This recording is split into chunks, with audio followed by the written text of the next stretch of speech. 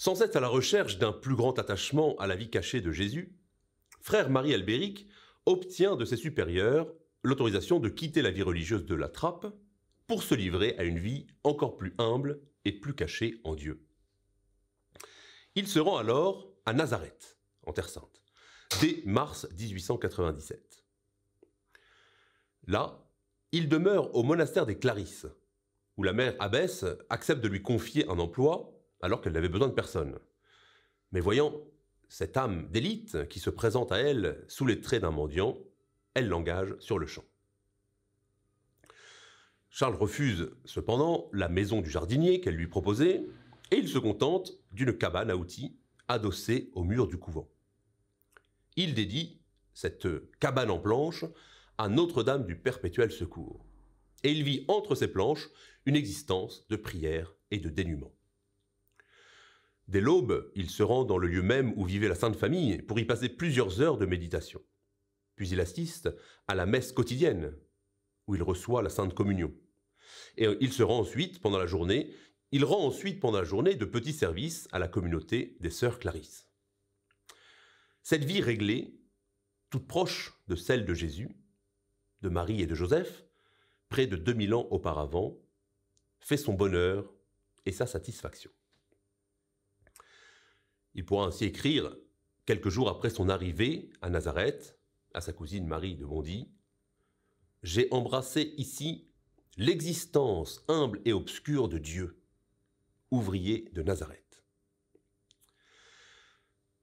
Il a donc ainsi renoncé à tout, non seulement aux plaisirs mauvais et déréglés qui avilissent et éloignent l'âme de Dieu, non seulement aux richesses et au luxe qui détournent de l'essentiel, mais il a renoncé aussi aux plaisirs permis et légitimes, aux biens les plus simples et les plus modestes, car il veut imiter à chaque instant de son existence le renoncement du Fils de Dieu fait homme.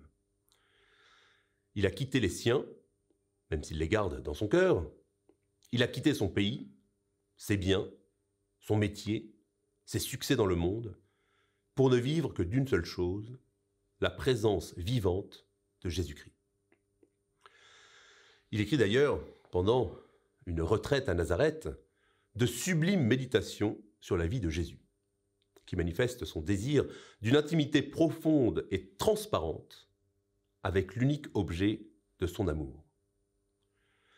À Nazareth, Jésus glorifiait infiniment plus Dieu et sanctifiait infiniment plus les hommes par sa vie intérieure, par ses prières, que par sa vie extérieure, si sainte que fût celle-ci. Il en est de même pour nous. Quelle que soit notre vie extérieure, Dieu est bien moins glorifié par elle qu'il l'est par notre vie intérieure. Ma vocation, poursuit-il, c'est la vie de Jésus à Nazareth. C'est d'être un fils modèle pour la très sainte Vierge. Que je vois en mes mères, les sœurs Clarisses, c'est encore plus d'être un fils modèle pour Dieu.